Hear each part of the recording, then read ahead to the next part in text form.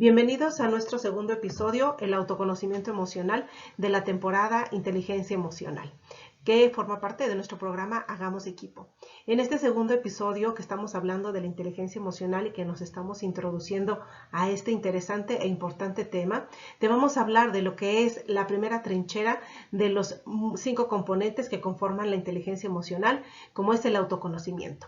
Vamos a estar hablando de lo que son las emociones, vamos a estar hablando de la utilidad de las emociones, cada una de las emociones básicas, para que podamos también ir cambiando esa concepción primaria, tal vez de originaria de nuestra crianza que tenemos de las emociones y empecemos a abordarlas de una forma y con un sentido más positivo y sobre todo que aprendamos su utilidad.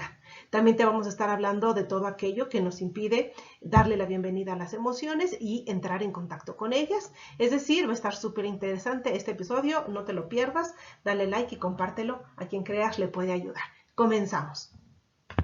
Bien, para comenzar este segundo episodio, autoconocimiento emocional, te voy a recordar, como te lo había dicho en nuestro capítulo introductorio, la inteligencia emocional se compone de 5 elementos, que son graduales, que es necesario ir logrando el previo, el de antes, para irnos alistando, para irnos preparando, para poder conseguir el siguiente. Ya lo vamos a ir revisando a lo largo de todos estos episodios, tal vez te va a quedar más claro qué es lo que estoy hablando, a qué es lo que me estoy refiriendo.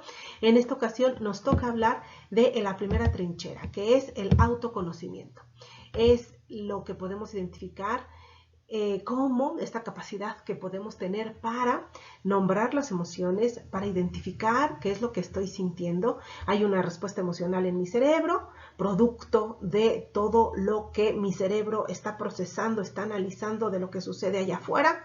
Yo evolutivamente, naturalmente, espontáneamente, automáticamente tiendo a responder de una forma y a esa respuesta fisiológica le llamamos emoción y esa emoción se va a poder regular, como ya lo vamos a revisar a lo largo de otros episodios.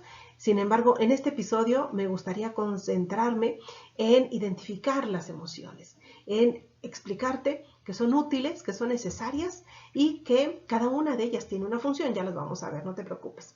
Posteriormente, este concepto de autoconocimiento implica poder asumir las emociones como propias, que significa no son de otros, son tuyas. Si bien otros las pueden provocar, si bien la pareja o los hijos o el contexto, el estrés, las preocupaciones, el día a día pueden provocar las emociones, esas emociones suceden en tu cerebro y son producto de esa síntesis, de ese resultado de experiencias que has aprendido y que dan como resultado una respuesta emocional. Es ahí donde encontramos una gran oportunidad para poder modificarlas, para poder regularlas. Ya lo vamos a ir revisando con calma, no te preocupes, no te apures. Luego también, dentro de este concepto de autoconocimiento, podemos encontrar lo que es la autoconciencia. Poder ser como un escáner, hacernos un autoescáner e ir identificando las emociones. Luego estas emociones se presentan de 2 o de 3 o de 4 en uno, en un momento, en un día, en un evento. Y por supuesto que se trata de ir tomando conciencia de ellas, de poder entender qué es lo que me está provocando esa emoción, que ya te voy a decir, esto es lo que nos da la oportunidad, repito, de poderlas regular, de poderlas gestionar. Finalmente encontramos esta última viñetita que significa poderlas aceptar, poderlas acogerle, darle la bienvenida y modificar. Ya lo decía yo en el capítulo introductorio, modificar esa actitud negativa que luego tenemos de las emociones por lo que hemos aprendido, porque lo que nos han contado o simplemente también porque lo que hemos experimentado. Luego las emociones nos sorprenden, nos toman por sorpresa de una forma abrupta, imprevista. Muchas veces descubrimos que las sentimos en el contexto en el que no quisiéramos sentirlas, tanto las positivas como las negativas, ya te voy a explicar. Y luego esto es lo que muchas veces nos causa la bronca, el pleito, el conflicto con las emociones en esta lucha tal vez que tenemos de poderlas aceptar y poderlas asumir. Todo esto, todos estos puntos que te acabo de comentar son los que se van a involucrar y son los que se toman en cuenta para lograr esta gran habilidad, este primer componente de la inteligencia emocional, que es el autoconocimiento. En este primer principio, las emociones son útiles como escenario de fondo. Nuestros hijos definitivamente han estado viviendo una nueva realidad, una realidad en la que desde el kinder les han enseñado a identificar sus emociones y les han enseñado a poder gestionarlas, a poderlas regular, a poderlas nombrar y además decirles que esto es completamente bueno, completamente normal y absolutamente parte del día a día. Nosotros no tuvimos esa suerte, nosotros no tuvimos la suerte de crecer en una generación en donde nos dijeran que las emociones eran buenas, necesarias y hasta parte de nuestro ser normal humano. Nosotros, desafortunadamente, muchos de nosotros crecimos con etiquetas bien puestas, bien fijas, bien rígidas respecto a lo que teníamos que sentir y respecto a lo que teníamos que hacer con eso que sentíamos. Reprimirlo, dejarlo en otro lugar que no fuese nosotros mismos, incluso sentirnos mal, sentirnos culpables por si nos enojábamos, por si sentíamos tristeza, por si sentíamos ansiedad. Teníamos etiquetas bien puestas de sentimientos de incomodidad y de rechazo. Esa es la primera trinchera que tenemos que vencer para poder autoconocernos emocionalmente y poderles dar la bienvenida a las emociones. Por eso es importante que me detenga acá, platicarte, las emociones son útiles, son respuestas fisiológicas que la naturaleza ha dispuesto a nuestro cerebro y como mecanismo de evolución para estar mejor y eventualmente para dar la respuesta más acertada a lo que el entorno nos va presentando.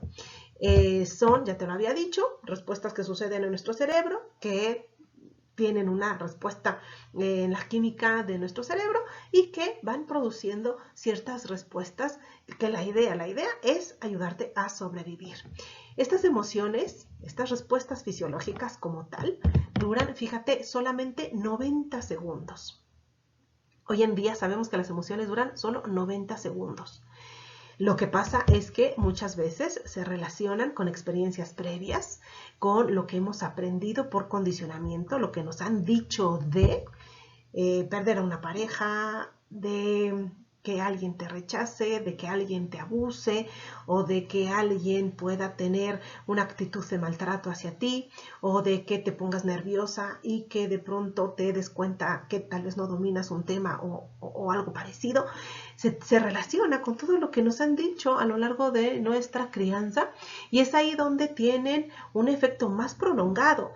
Es ahí, claro, donde la respuesta fisiológica, la mera shift cerebral, que solo dura 90 segundos, claro, se relaciona con aprendizajes, con experiencias, con contenidos cognitivos que le hemos ido puesto a lo largo de nuestros años de vida y que tienen un efecto positivo o tal vez negativo o a veces neutro.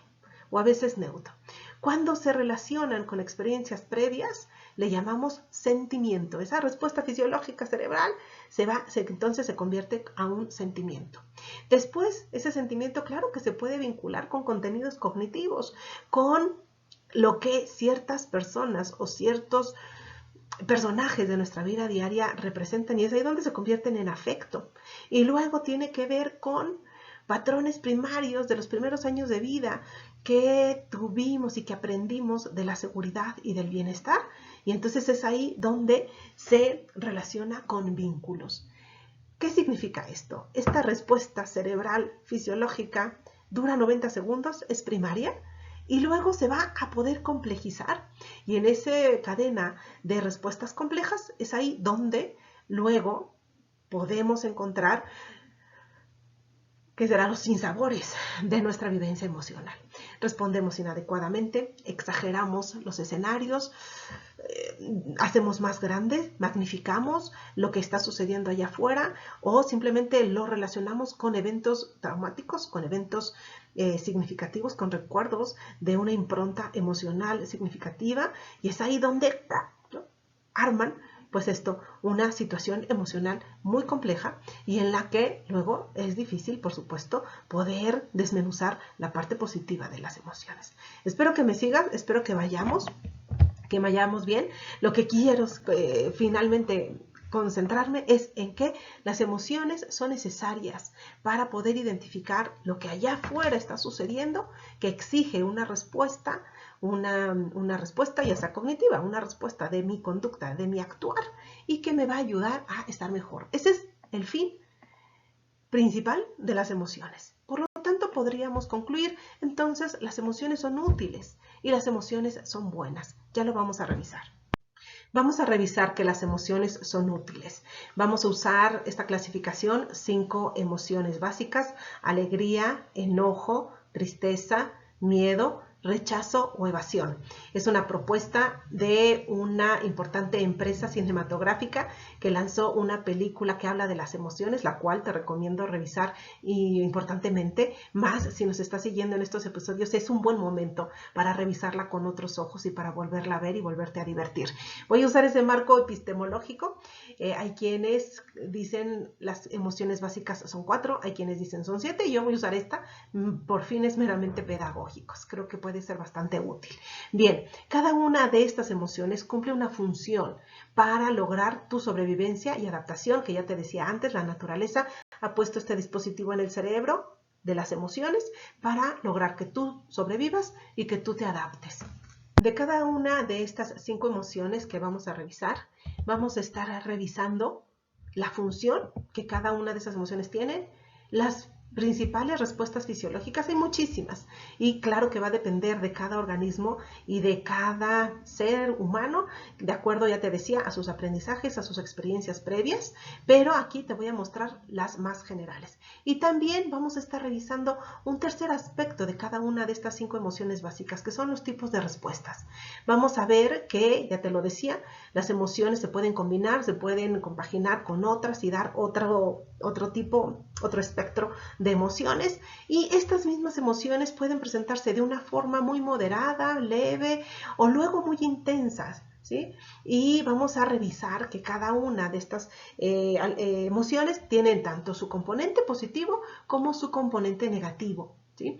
De acuerdo a la intensidad y de acuerdo a si son propicias para la situación o no, ya las vamos a estar revisando. Y lo que quiero que te quede claro es que cada una de estas emociones, ya te lo digo en esta primera columnita, tiene una función. Vamos a comenzar con la alegría. La alegría es la emoción más positiva, ¿sí? Tiene una función, fíjate bien, la alegría, estar alegres, sentirnos alegres, implica, la naturaleza nos ha puesto ese chip en el cerebro para poder identificar situaciones de bienestar. Cada vez que tu cerebro se encuentra en un estado de bienestar allá afuera, te va a hacer sentir bien y te va a hacer sentir alegre. Padrísimo. Ojalá sea ese estado el más permanente en tu día a día, ¿sí? ¿Cuáles son las respuestas fisiológicas? Bien interesantes, sobre todo en la cara, en el rostro, para que tú te des cuenta y para que también vayas identificando estos elementos que luego nos van a ayudar mucho cuando hablemos de la empatía. Nosotros podemos aprender a leer, a darnos una pista del estado emocional de las otras personas, precisamente identificando estas diferentes respuestas fisiológicas. Fíjate bien, de la alegría, ¿cuáles son sus respuestas fisiológicas? Fíjate, separación de labios, apertura de los ojos, una persona que está abierta, que está expectante. Luego también respuestas receptivas. No hay una cerrazón de brazos, hay brazos abiertos, brazos holgados, brazos que no tienen que estar en una posición de defensa, sino respuestas receptivas. También existe la dilatación de la pupila. Cuando estamos contentos, cuando estamos felices, cuando nos sentimos seguros y en un estado de bienestar, nuestra pupila se dilata. Ya lo vamos a ir viendo, diferente de cuando se contrae, no me entretengo más. Después hay secreción de serotonina. Esto evidentemente no lo podemos ver, simplemente lo experimentamos, una sensación de bienestar. Tercera columna, fíjate, la alegría puede tener diferentes tipos de respuestas. Y ya te lo decía, tanto sentido positivo como sentido negativo. Aquí te pongo un signito de menos, ya lo vamos a ir revisando. Luego, a ver, las respuestas, los tipos de respuestas de la alegría pueden ser las positivas, puede ser interés, tenemos interés en las cosas, nos sentimos serenos, tenemos confianza, nos sentimos aprobados o aprobamos a los otros, está el entorno en un estado de bien, estamos bien. Eso es bueno. Luego vienen los estados más negativos, por ejemplo, la manía. Estas personas que están eufóricas, que no paran, que no cesan, que hacen cosas, que claro, por supuesto, se puede convertir en un trastorno mental, ¿sí? El trastorno bipolar tiene un componente de hipomanía o manía, y entonces entendemos que la persona está afectada, está enferma, ¿bien? Luego puede haber una situación también negativa de mucha alegría, como es el éxtasis. ¿Qué pasa? ¿Cuáles son los sentidos negativos del éxtasis? Bueno, pues claro, no, el cerebro luego no piensa bien. Estamos extasiados, entonces claro que podemos caer en las famosísimas distorsiones cognitivas, idealizando, engrandeciendo, poniéndole más crema a los tacos, y luego tenemos estas fallas de juicio que nos hacen tomar decisiones abruptas, inadecuadas, erróneas, que van a afectar, por supuesto, que no están cumpliendo con su función de sobrevivencia y de adaptación, ¿sí? Y después también tenemos la euforia. Entonces, claro, este estado expansivo, este estado megalomaníaco, soy grandiosa y pareciera que todo es grande, que también, muy parecido al éxtasis, a la manía, tenemos fallas de juicio, nos puede llevar a tomar decisiones inadecuadas. Entonces, esta es la alegría. Repito, lo que quisiera que te centraras en que la alegría, al igual que todas las otras emociones que vamos a estar revisando, tiene una función adaptativa y de sobrevivencia. ¿Cuál es la alegría? Identificar las situaciones de bienestar. Vamos con el enojo. El enojo tiene la función de ayudarnos a identificar situaciones de daño o de abuso. Cuando alguien o algo nos está causando daño, se despierta este sistema señal de alarma que son las emociones y nos puede ayudar. Digamos, la tarea es entonces hacer ese escáner, identificar la emoción y poder darnos cuenta, percibir que algo nos está causando daño. Puede ser un daño ligerito, como que alguien nos torció la boca de una forma que no nos gustaba, o puede ser algo mucho más intenso en donde siento que el estómago se me retuerce. ¿Por qué? Porque estoy teniendo un asunto conflictivo con mi suegra. Está diciendo cosas imprudentes que me las estoy tomando personal, y entonces me puede provocar una reacción fisiológica de mucho enojo. Estoy sintiendo como el calor se me está viniendo al cerebro, y entonces es ahí donde puedo identificar que esa emoción me está ayudando a identificar esa situación de daño que estoy percibiendo. Bien, las respuestas fisiológicas del enojo son párpados elevados, labios apretados, dilatación de la nariz, como toro que bufa, ¿sí? Descenso de la barbilla, elevación del mentón, descenso y contracción de las cejas, ¿sí? Contracción de las pupilas y secreción de la adrenalina. ¿Qué significa esto? Esto es una respuesta adaptativa de ataque, ¿sí? ¿Qué significa? El enojo provoca una respuesta fisiológica de ataque. Es una respuesta fisiológica. Tenemos que atravesar el camino largo de la emoción. Vamos a verlo cuando estemos hablando de la autorregulación. Pero esa emoción, que es una respuesta fisiológica primaria de ataque, ¿por qué? Porque siento que alguien me está haciendo daño, entonces yo tengo que procesarla luego y darme cuenta si es el mejor momento para atacar o no. Pero lo que quiero que te centres es estas respuestas fisiológicas que nos permiten el ataque, así como el puma que está a punto de atacar a la gacela. Esa es la posición de ataque y que nos va a permitir entonces, ¿cuál es la función? Adaptarnos y poder sobrevivir. Bien, dentro del enojo tenemos también varios tipos de respuesta. Fíjate, tenemos la asertividad. ¿Cómo, Fernanda? ¿La asertividad entra dentro de una respuesta de enojo? Sí, claro. Necesitamos de este enojo, percibir que alguien nos está faltando en nuestras necesidades o en nuestro estado de bienestar, y entonces podemos ser asertivos. Digamos, la asertividad es la forma más sublime, más adaptada, mejor equilibrada del enojo. Nos permite tomar ese enojo, poder pensar, poder identificar qué es lo que el otro me está lastimando o molestando, poderlo comunicar, poder solicitar una respuesta concreta, particular del otro, haciéndome responsable de ello. Eso es la asertividad. Pero si se fijan, esta respuesta primaria fisiológica necesita de muchos componentes cognitivos, sobre todo, para poder lograr esa respuesta precisa de la asertividad. Bien, ¿qué otros tipos de respuesta tenemos? Enfados, sentirnos enfadados, sentirnos malhumorados, enojados.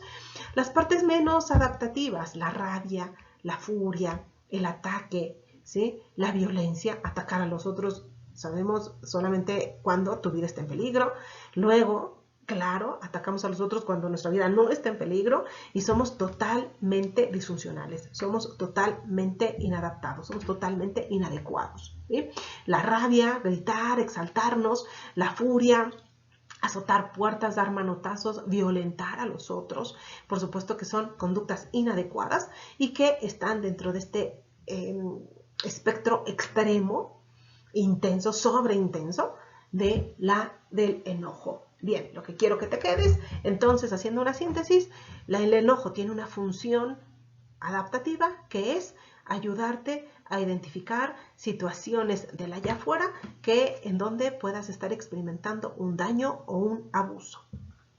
Vamos con nuestra tercera emoción primaria, la tristeza. ¿Cuál es la función de la tristeza? Fíjate muy bien, identificar situaciones del allá afuera cuando perdimos un objeto, una persona o un proyecto, ¿sí? Podemos estar perdiendo una cosa material, nuestros lentes, nuestra calculadora, nuestro celular, ¿sí? También podemos estar perdiendo personas, relaciones. No me siento tan cómoda con esta amiga, siento que ya no me está hablando como antes, este cuate ya no me siento con tanta confianza. La pareja, por supuesto, o los hijos están creciendo, están madurando, se están yendo de la casa, o proyectos, queríamos ahorrar para tal o cual situación, entonces también podemos sentir y experimentar tristeza. ¿Cuáles son las respuestas fisiológicas de la tristeza? Inclinación de la cabeza, mirada hacia abajo, descenso de los pómulos, descenso de la comisura de los labios, elevación de la parte interior de la ceja, apertura de los labios estrecha, ¿no? Así, una mirada triste, de agobio, de cansancio tal vez, ¿sí? Son las respuestas fisiológicas de la tristeza, muy contrarios a las de la alegría. Apertura, ojo grande acá, nos hacemos chiquitos, nos apagamos y nos sentimos, claro, casi, ¿sí?, apagados, sin ganas de seguir adelante. ¿Por qué? Porque estamos experimentando una pérdida. Y sabemos que ante toda pérdida, bueno, pues nuestro cerebro, nuestro mundo psíquico necesita elaborar las pérdidas y los duelos. Bien, ¿cuáles son los tipos de respuesta que podemos encontrar con la tristeza? Tanto respuestas positivas como respuestas negativas. Dentro de las positivas, fíjate, nostalgia.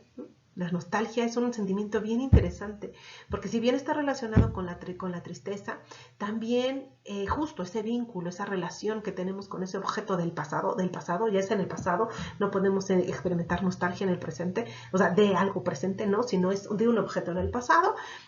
Nos trae incluso a veces situaciones o sensaciones de bienestar, ¿no? Recordar con nostalgia aquellos buenos tiempos ya no están, pero nos puede dar nostalgia. O también nostalgia, poder recordar qué enamorados estábamos o qué tanto queríamos ese juguete, pero sin embargo está relacionado con un sentido positivo. Bueno, luego está la melancolía, la desilusión, la pena, el egocentrismo, ¿no?, que es muy característico de la tristeza, esta tendencia a concentrarnos en nosotros mismos, en lo que perdimos, en lo que no tengo, ¿no? Entonces, si bien el egocentrismo no es como un estado emocional, sino más es un estado psíquico más complejo, pero bueno, se los puse ahí para también anotarles que la tristeza nos conecta con un estado de sobrepensamiento en uno mismo. Bien, en sus estados más crónicos, más intensos, negativos, son la depresión, ¿no?, que, bueno, todos conocemos la depresión, ya luego hablaremos también de la depresión. Y también el retraimiento, que significa yo me retraigo del mundo, no quiero salir, no quiero comer, no quiero relacionarme, no quiero entablar relación con nadie. ¿Por qué? Porque yo me tengo que concentrar en mi pérdida y en lo que estoy sintiendo. Entonces, bueno, estos son los estados más crónicos cuando, pues esto, ¿no?, nos aíslan o nos sumen en un estado disfuncional que no se dé o que no estamos pudiendo salir. Bien, bueno, la tristeza, entonces, repetimos, sintetizamos, acuérdate, ¿cuál es la función de la tristeza? La tristeza es uno de los sentimientos negativos que luego nos cuesta mucho experimentar, abordar, acoger. La tristeza tiene su función y es poder identificar situaciones, objetos, proyectos o personas que estamos perdiendo. Cuarta emoción básica, el miedo. Entonces, ¿cuál es la función del miedo? La función del miedo es ayudarnos a identificar situaciones de peligro o de riesgo que allá afuera están. También fíjate, el miedo nos puede ayudar a evitar la aparición de estímulos aversivos. Tiene una función básicamente anticipatoria. El miedo es muy parecido al enojo. El enojo nos advierte cuando alguien ya nos hizo daño, cuando alguien ya nos abusó. El miedo es una función anticipatoria, es decir, antes de que suceda ese daño o ese perjuicio, el miedo es ahí donde tiene su mayor función, su función anticipatoria. Es su gran cualidad, pero también su gran riesgo. Ya vamos a verlo. El miedo está muy relacionado con la ansiedad. Ya luego vamos a hablar de la ansiedad y del manejo de la ansiedad.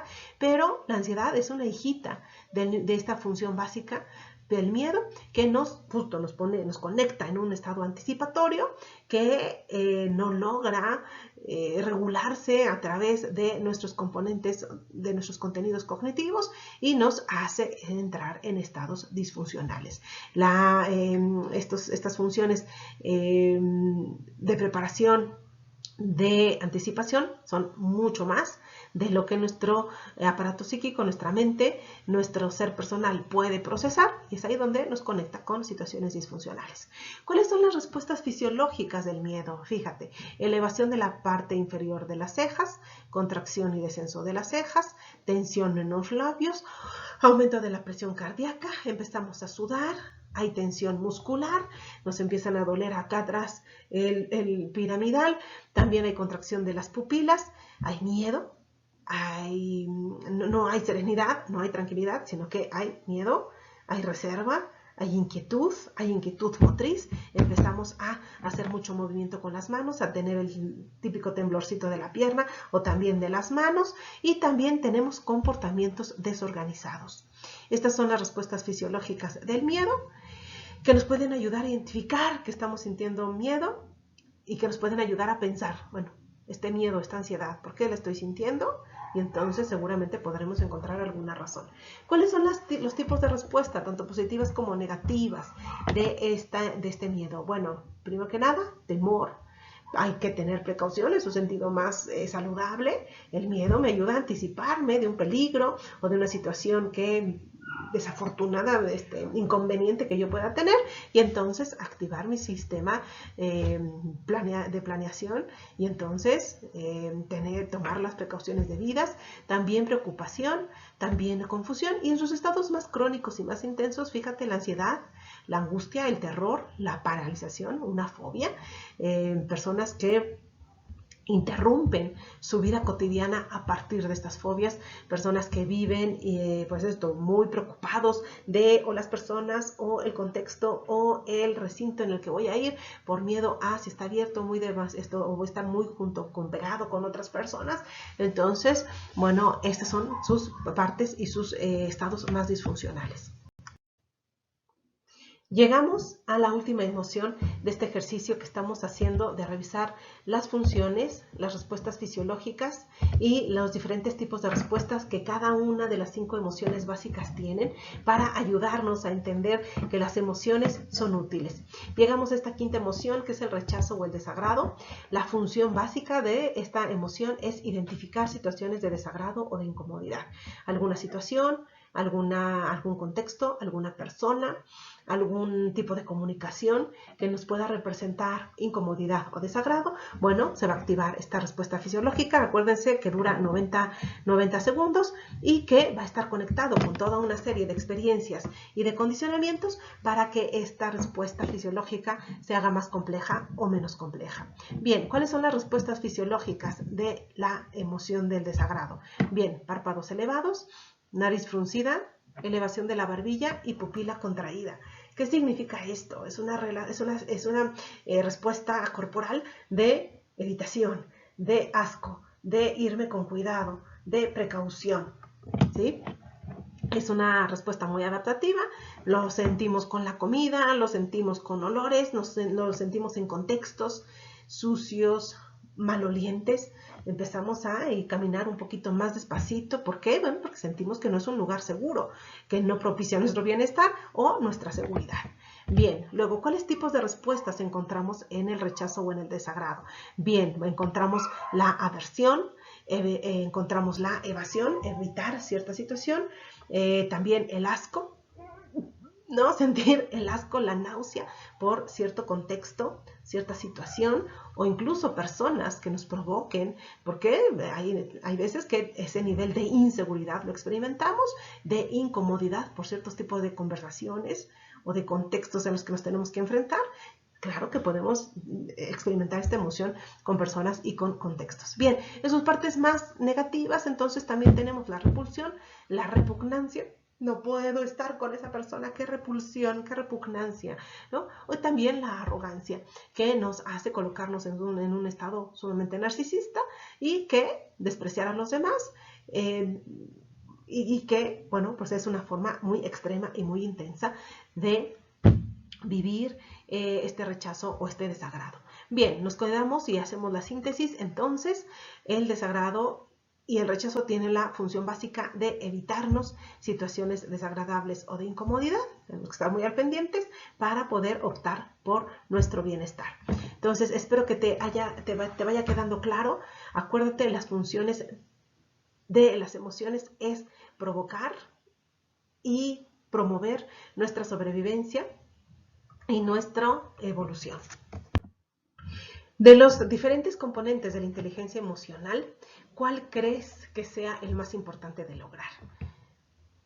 Bien, tal vez acertaste, es el autoconocimiento. Ya lo decíamos, es la primera trinchera de toda esta serie de eslabones que conforman la compleja habilidad de la inteligencia emocional. Necesitamos conocernos, necesitamos aprender a identificar nuestras emociones, necesitamos adueñárnoslas de ellas, necesitamos acogerlas, necesitamos aceptarlas. Ya te lo decía en la introducción de este episodio, necesitamos asumirlas como propias. No son de los otros no las pueden provocar, pero son mías, y como son mías yo las gestiono, y como son mías yo soy responsable, y como son mías yo tengo que conocerlas, ¿sí? Si bien es el componente más importante, también es el más difícil de lograr. Sobre todo, ya te lo decía, de nuestra generación, que recibimos mucho condicionamiento respecto a lo que teníamos que sentir y cómo lo teníamos que sentir, que nos hicieron muchas veces crearnos como una careta totalmente artificial, totalmente impuesta. Y luego encontramos situaciones en las que se nos es muy, muy complicado poder adentrarnos en este plano genuino de lo que verdaderamente y auténticamente estamos sintiendo. Luego presentamos también esta resistencia emocional. ¿Qué significa? Ya te decía, tener esta barrera para la experiencia emocional, porque tal vez nos asustan las emociones por personalidad, por también experiencias negativas previas. Ya te explicaba todas las experiencias, todos estos condicionamientos o todo lo que nos dijeron que eran las emociones, y también por prejuicios. Es malo enojarme, no puedo enojarme con la persona que más quiero, no puedo sentir tristeza si estoy con mi familia y tengo que aprovechar el tiempo, tengo que estar feliz, contenta, ¿sí? Todos estos son prejuicios que nos desconectan de esta posibilidad de contactarnos genuinamente con lo que estamos sintiendo. Por eso es importante que le demos la bienvenida a nuestras emociones. Solo en la medida en la que te abras a la experiencia emocional, podremos avanzar en el desarrollo de habilidades de inteligencia emocional. Ya te expliqué cada una de ellas, las emociones básicas, ya te expliqué que luego son complejas, se combinan con otras, pero es tu tarea, es tu trabajo poder hoy cambiar este chip de cómo vives las emociones. Ya te dije que son útiles, son un dispositivo que tenemos para la evolución y para la sobrevivencia. No tengas miedo. Aprenderlas a nombrar, aprenderlas a experimentar, es el primer paso de lograr una adecuada inteligencia emocional. Ya casi para finalizar nuestro segundo episodio, acá te dejo unas preguntas que te pueden ayudar a ir logrando e ir avanzando en este punto del autoconocimiento emocional. Primera pregunta, yo te sugiero: ¿qué estoy sintiendo a lo largo del día? Te puedes hacer esta pregunta: ¿qué estoy sintiendo ahorita? ¿Me siento tranquilo? ¿Me siento relajado? ¿Me siento nervioso? ¿Me siento apurado? ¿Me siento estresado? ¿Me siento incómodo? ¿Me siento enojado? ¿Me siento confundido? ¿Me siento aturdido? Poderte responder esta pregunta es sumamente importante, entendiendo que no son solamente estas 5 emociones básicas, son muchísimas, y cuanto más preciso pueda ser, pues mejor porque vas a poderle poner un nombre más concreto que te pueda ayudar a identificar lo que genuinamente estás sintiendo. Otra pregunta, ¿por qué lo estoy sintiendo? Entonces, te va a ayudar a hacer este ejercicio de empezar a conectar con tu razón, las emociones. ¿Por qué? Hay una razón. Ya te decía yo, las emociones son respuestas fisiológicas provocadas por el medio ambiente que nuestra cognición traduce y que activan en nuestro cerebro, nuestro sistema más primario de sobrevivencia, y por eso hay una respuesta emocional. Esa respuesta emocional, repito, tiene una razón, y si tú te tomas el tiempo y la calma y la serenidad para poder encontrar la razón, va a haber una gran probabilidad en que le encuentres la razón y el fundamento del por qué lo estás sintiendo. ¿Sí? También es importante hacerte responsable, es tuyo, identifica los factores de la afuera que lo están provocando, pero te lo repito, muy importante para ir concluyendo este segundo episodio, esas emociones son tuyas y tú eres quien te las tienes que hacer responsable de ellas. Bien, otra pregunta que te sugiero es esta. ¿Es proporcional la intensidad de esto que estoy sintiendo? Nuevamente conectamos con la cognición, nuevamente conectamos con la razón, nuevamente conectamos con esta habilidad que tenemos de valorar la realidad, y entonces podemos respondernos esta pregunta: ¿es proporcional? A ver, ¿es tan grave? ¿Fue tan grave? ¿Tiene solución o no tiene solución? ¿Puedo hacer cosas al respecto o no puedo hacer cosas al respecto? Entonces, todas estas preguntas nos pueden ir ayudando a darnos cuenta de la intensidad y de esta respuesta emocional que podemos tener. Siguiente pregunta. ¿Dónde estoy parado? ¿Dónde estoy? ¿Dónde estoy? ¿A qué se refiere esta pregunta? Estoy con mi suegra, estoy con mi jefe, estoy con mis colaboradores y yo soy el líder. ¿Dónde estoy parado? ¿Vale la pena darle cuerda a esta emoción? ¿Vale la pena soltar las riendas y dejarme despotricar y dejar fluir a lo bestia este enojo que estoy sintiendo? ¿Vale la pena? ¿Qué tipo de relación? ¿Con quién estoy? ¿Con quién? ¿En qué tipo de relación estoy?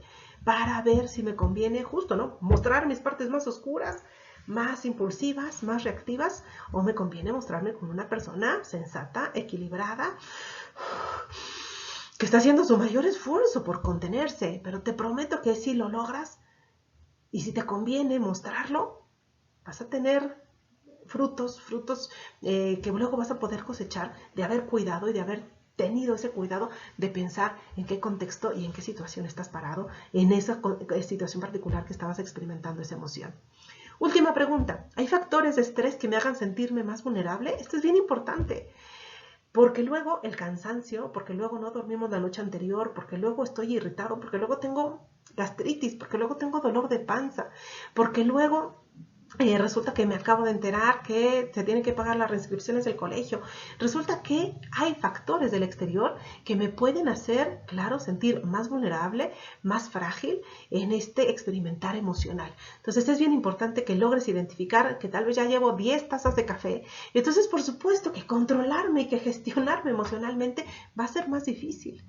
Entonces es importante también esta pregunta, que te ayuden a entenderte y a ir clarificando hasta dónde es el terreno de las emociones, hasta dónde son los factores del exterior y hasta dónde son otros factores que son, por decirlo de algún modo, esporádicos y que son propios de este día, pero que si tomas la conciencia, te prometo, te va a ayudar también a agarrar fuerzas para poderte regular y tener más autoconocimiento emocional. Espero que toda esta información te sea de utilidad. Espero que toda esta información te ayuden a ir comprendiendo lo que es el autoconocimiento emocional y eventualmente que te vayan ayudando a comprender lo que es entonces la inteligencia emocional, que como te lo decía, es un tema complejo, pero que es definitivamente, como lo establece Daniel Goleman, una herramienta importantísima para tu felicidad, para tu éxito y para tu desarrollo personal. Espero que hayan quedado claras las ideas de lo que es el autoconocimiento emocional. Espero que haberte dado tips, preguntas adecuadas que te ayuden a trabajar. Por favor, déjame tus comentarios, comparte este video, comparte también este podcast a quien creas que le pueda ayudar y así nos vamos a ir sumando entre todos y vamos justo a aprender a ser equipo. Muchas gracias, no te pierdas el próximo episodio y compártelo, no dejes de seguirnos y de suscribirte a nuestro canal.